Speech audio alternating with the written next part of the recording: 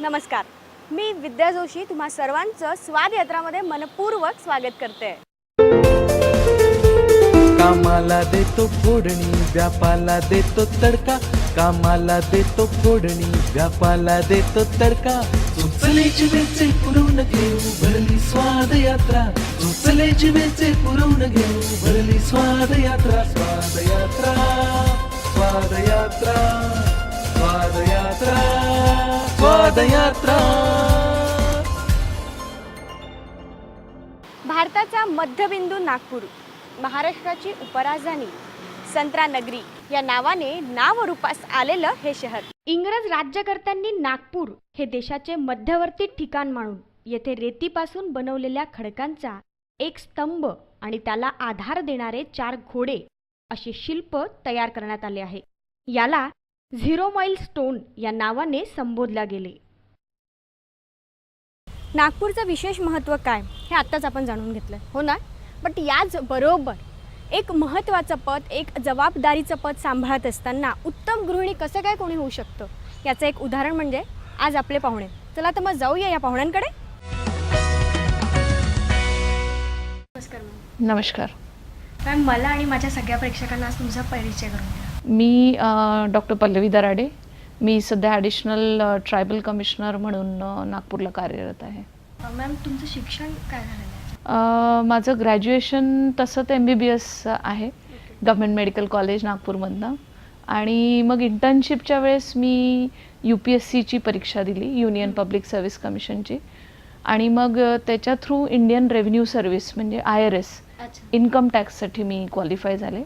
आणि तेव्हा मी assistant commissioner म्हणून जॉईन केलं आणि आता मी ॲडिशनल कमिशनर म्हणून आहे. मॅम, MBBSच का करावंसं वाटलं?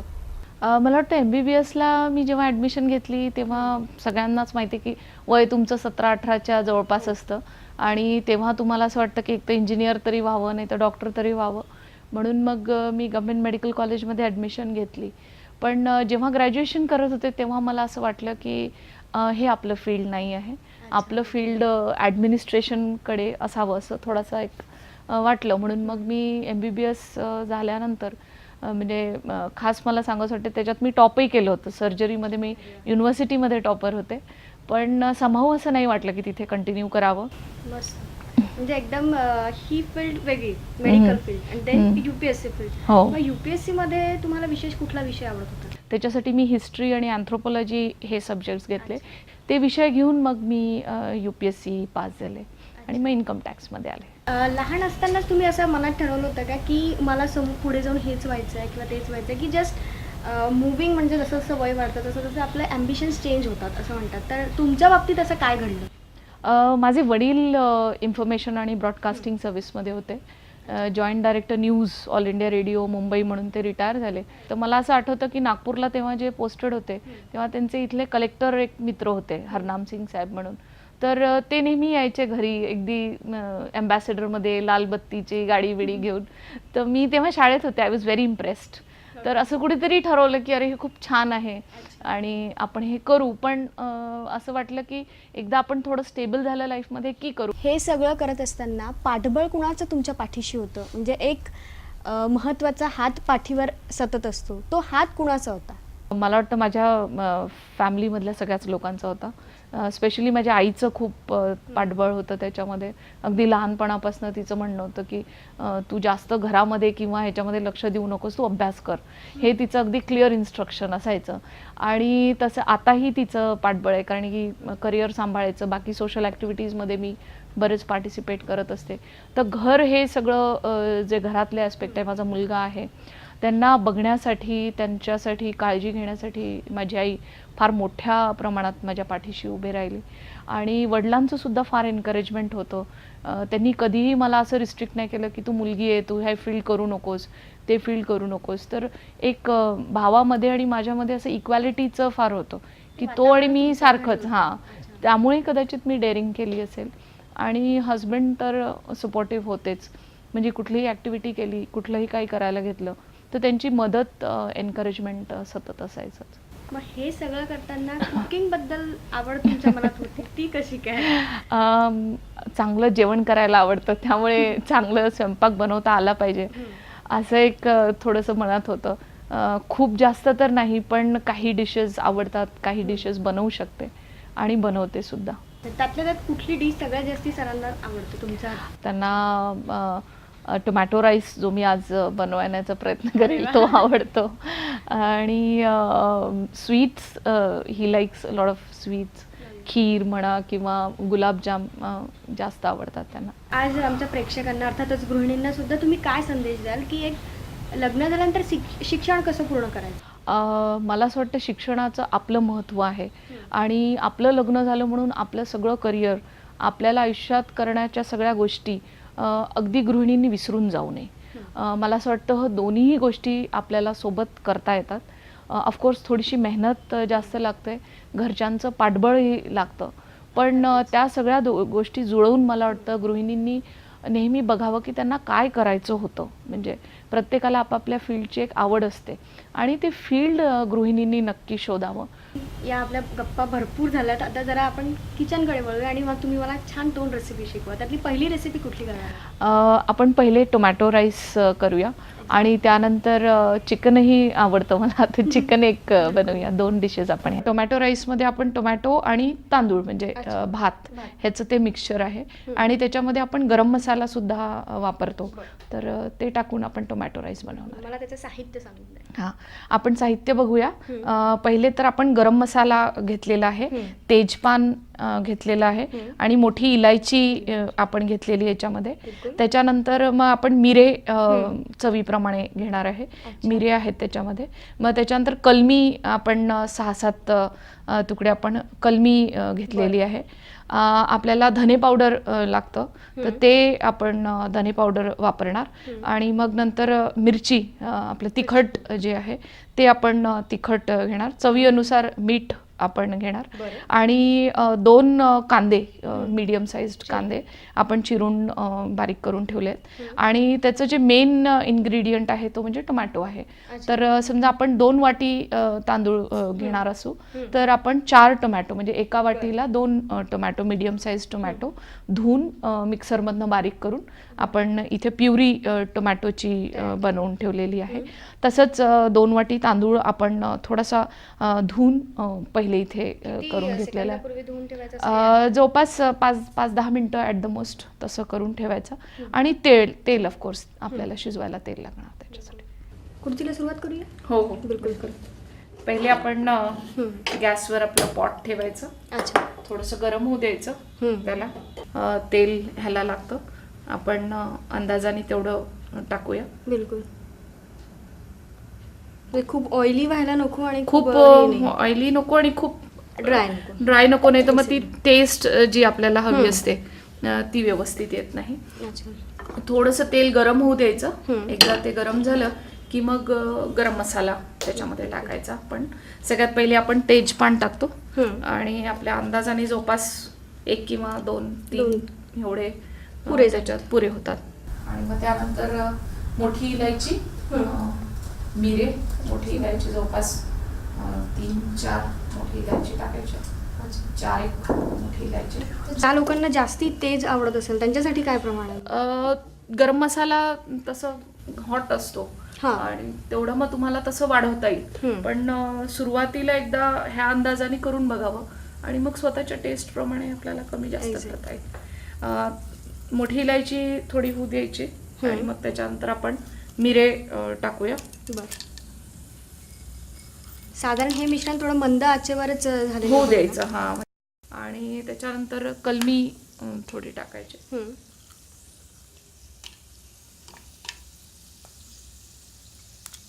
कलमी पावडर घातलेलं चालतं का याच्यात की नाही, खडेच आपण पूर्ण मसाला, खडाच मसाला टाकतो. आणि मग त्यानंतर लगेच कांदा आपण टाकूया. पूर्ण 2 कांदे आपण चिरून ठेवले. कांदा जरा होऊ द्यायचा आपण, साधारण गुलाबी असं गुलाबी होऊन थोडंसं मऊ होऊ देईपर्यंत 5-1 मिनटं त्याला कमी आचेवर जरा कांदा होऊ द्यायचा. आणि मग अद्रक लसणाची पेस्ट त्यानंतर आपण थोडी टाकायची. अद्रक लसणाची पेस्ट किती घालायची? पूर्ण नाही, अबाउट 2/3 टाका त्याच्यातली. अच्छा. थोडंसं अजून.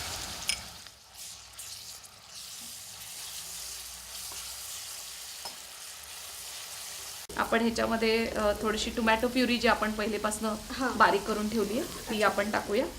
ती अख्खी घालायची? हां, पूर्ण द्यायची ती. 4 टोमॅटोंची आपण प्युरी करून ठेवली आहे.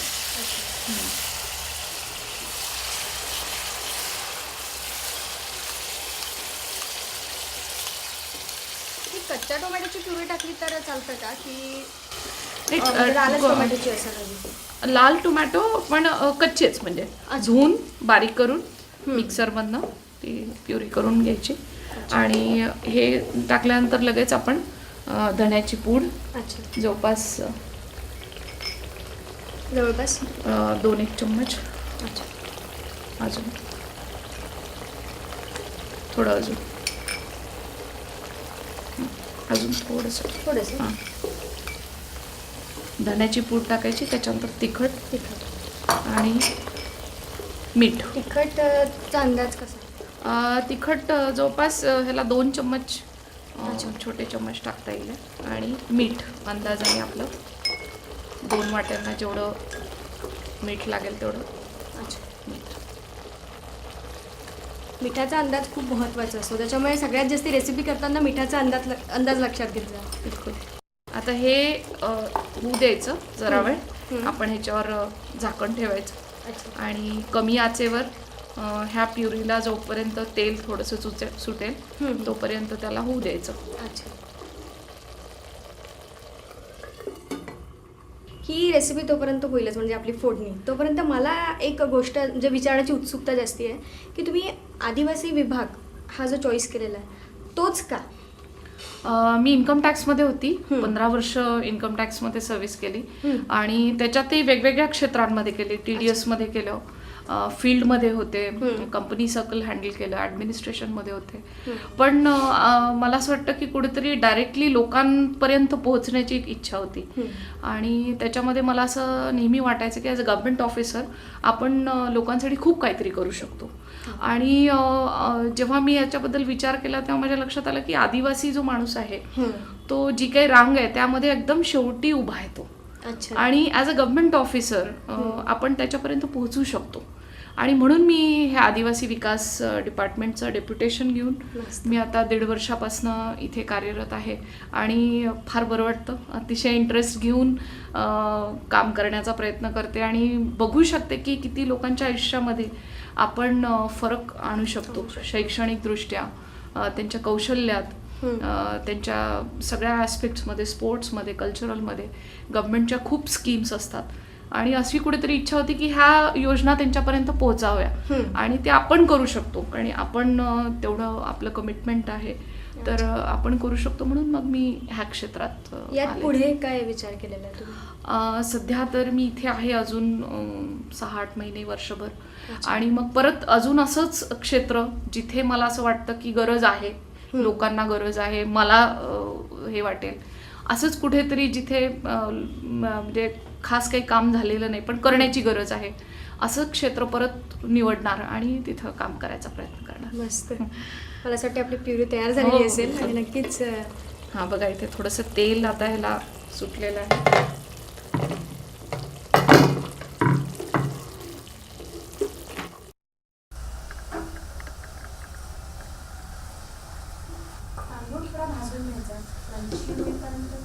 थोडंसं त्याच्यात मिक्स होऊ द्यायचा आणि त्याच्याने तो मसाला जो आहे तो शिजतो आणि तांदळात तो पूर्ण असा व्यवस्थित मिक्स होऊन जातो.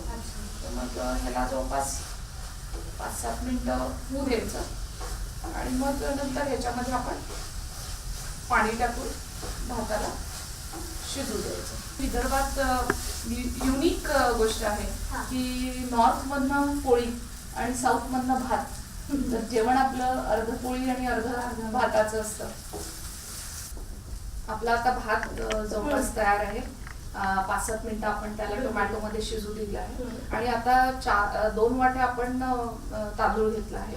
त्यामुळे जवळपास 4 वाट्या पाणी घेऊन त्याला थोडं गरम करून मग ते त्याच्यामध्ये टाकायचं. हा काय फॉर्म्युला आहे की गरम पाणी आणि थंड पाण्याचा? गरम पाणी टाकल्याने काय होतं की ती जी काही टेस्ट आहे आपली ती प्रिझर्व होते. आता आपण पाणी टाकतो आणि थोडंसं त्याला मिक्स करून जवळपास 10 ते 12 मिनिटं शिजू द्यायचा.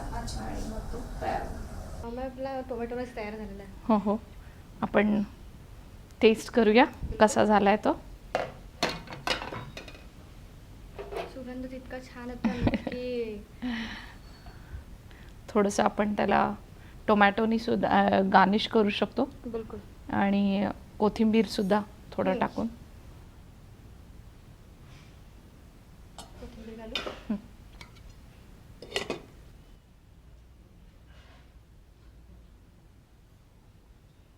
टोमॅटो राईस आपला तयार झालेला आहे. मी टेस्ट करते तोपर्यंत तुम्ही साहित्य आणि कृती लिहून घ्या. टोमॅटो राईसकरिता साहित्य लिहून घ्या. साहित्य: तेजपान, मोठी विलायची, मिरे, कलमी, धनेपूड, तिखट, मीठ, कांदे 2 बारीक चिरलेले, टोमॅटो प्युरी, तांदूळ, आलं लसूण पेस्ट आणि तेल. कृती: एका पॅनमध्ये तेल घ्या. तेजपान, मोठी विलायची, मिरे, कलमी तेलात मंद आचेवर होऊ द्या. मग बारीक चिरलेला कांदा घाला. कांदा गुलाबीसर झाला की अद्रक लसूण पेस्ट घाला. त्यानंतर टोमॅटो प्युरी घाला. धनेपूड, तिखट, मीठ घालून मंद आचेवर हे मिश्रण होऊ द्या. भिजवलेले तांदूळ घालून उकळून घेतलेले पाणी घाला. 15 मिनिट हे होऊ द्या. त्यानंतर टोमॅटो राईस सर्व करा. टोमॅटो राईस शिकून झालेला आहे आपला. पण सेकंड जी रेसिपी आहे ती खूप मस्त आहे. मस्त याचा अर्थ असा की लज्जतदार चिकन आहे. शिकूया मग. आपली सेकंड रेसिपी चिकन आहे. तर माझं साहित्य काय आहे? चिकनमध्ये सगळ्यात पहिले तर आपण 1 किलो चिकन घेतलेली आहे. धुवून स्वच्छ करून आपण थोडा वेळ त्याला फ्रीजमध्ये ठेवलं आहे. आणि त्यानंतर आपण तेजपान घेणार. तेजपान, मग त्याच्यानंतर आपलं धण्याची पूड, तिखट, हळद आणि 2 कांदे आपण चिरून बारीक करून ठेवलेली आहेत. अद्रक लसणाचं पेस्ट जे आपल्याला लागतं आणि मग परत मीठ. हे एवढे इन्ग्रेडियंट्स आणि तेल, हे इन्ग्रेडियंट्स आपल्याला चिकन बनवायला लागणार आहेत. पहिले आपण पॉट ठेवायचं आणि थोडं पॉट गरम होऊ द्यायचं. अच्छा. त्यानंतर जवळपास 2-1 चम्मच, मोठे चम्मच तेल आपण पहिले टाकायचं. अच्छा. आणि मग त्यानंतर आपण तेजपान टाकायचं. बरं. चिकनसाठी विशेष काय महत्त्वाचं असतं म्हणजे? चिकनसाठी कांदा आणि अद्रक लसण हे मेन इन्ग्रेडियंट्स आहे, ज्याच्याने त्यांचे फ्लेवर्स जे आहेत ते जास्त चांगल्या प्रकारे येतात. त्यामुळे तेजपानही गरम मसाल्यातलाच पार्ट आहे. त्यामुळे ते सुद्धा फार महत्त्वाचं असतं. म्हणजे चिकन करत असताना सगळ्यात महत्त्वाची गोष्ट ही लक्षात घेण्यासारखी आहे. मस्त. तेजपान थोडं होऊ द्यायचं. त्याच्यानंतर आपण कांदा टाकायचा. अच्छा. कांदा आपण बारीक करून ठेवलेला आहे. अच्छा.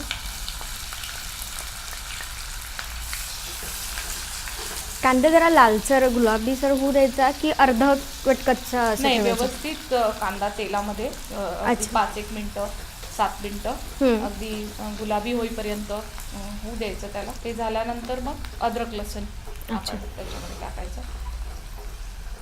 अद्रक लसूण किती प्रमाणात टाकायचं? जेवढा आपण घेतला आहे त्याच्यापेक्षा 3/4 ते आपण टाकूया याच्यात. अच्छा, बिलकुल.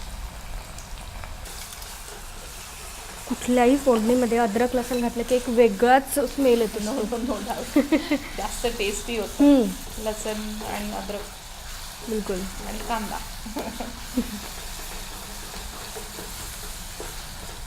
ही चिकन ॲक्च्युली माझी आई फार छान बनवते.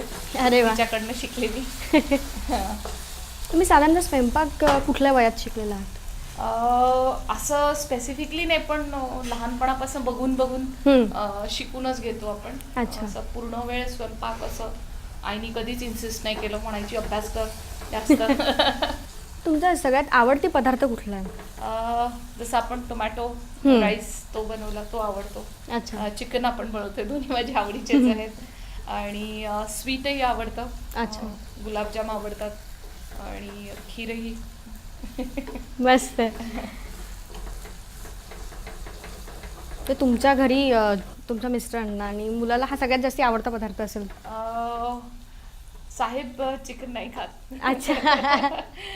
बट त्यांना फिश आवडते. अच्छा. फिश बनवते मी. तर ह्याच्यामध्ये आपण आपलं तिखट, हळद, धण्याची पूड अच्छा. ही टाकायची.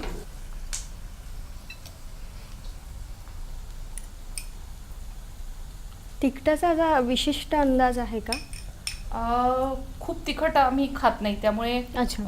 नॉर्मल जेवढं असतं अच्छा. तेवढं तिखट, जवळपास 2-2.5 चम्मच. बट जे लोक अजिबात तिखट खात नाही हां, त्यासाठी ऑप्शन्स म्हणून काय आहे?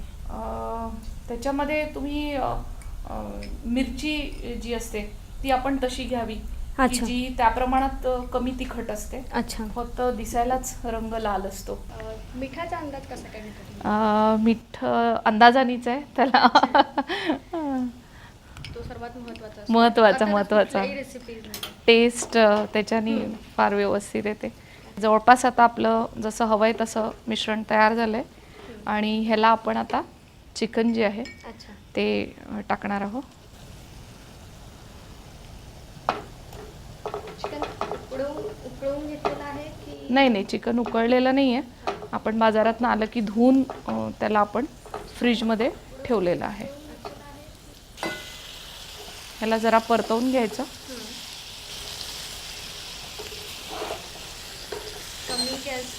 कमी गॅस करून थोडंसं, कारण तिखट टाकलंय तर जळतं एखाद वेळेस तिखट जरासं, त्यामुळे थोडं कमी आचेवर त्याला मिक्स केलं. एकदा ते पदार्थाला लागलं की मग ते जळत नाही तेवढं. थोडं मिक्स करून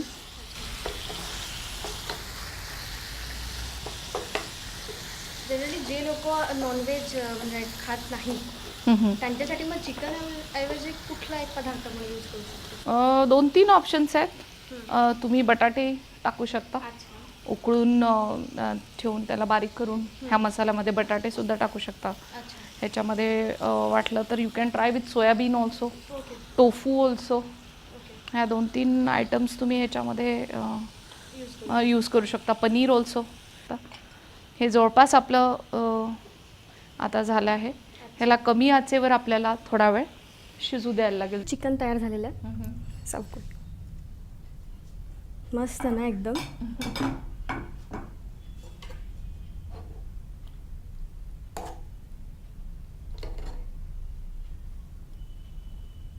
प्रेक्षकांनो, पराठ्यासोबत चिकन खाणं ह्याची एक टेस्टच वेगळी असते, हो ना? तुम्ही साहित्य आणि कृती लिहून घ्या. चिकनसाठी साहित्य लिहून घ्या. 1 किलो चिकन, तेजपान, धनेपूड, तिखट, हळद, 2 चिरलेले कांदे, आलं लसूण पेस्ट आणि तेल. एका पॅनमध्ये तेल घ्या. तेल तापल्यानंतर तेजपान आणि कांदा घालून गुलाबीसर होऊ द्या. त्यानंतर आलं लसूण पेस्ट घाला. तिखट, हळद मिश्रणात घाला. या मिश्रणात चिकन पीस घालून परतवून घ्या. मंद आचेवर 15 मिनिट हे चिकन होऊ द्या. तयार आहे चिकन रेसिपी. यानंतर सर्व करा. मॅम, आम्हाला एवढी सुंदर आणि मस्त आणि झटपट होणारी रेसिपी शिकवल्याबद्दल खरंच मनापासून धन्यवाद. थँक्यू. यासोबतच आमच्याकडनं एक छोटंसं गिफ्ट. थँक्यू.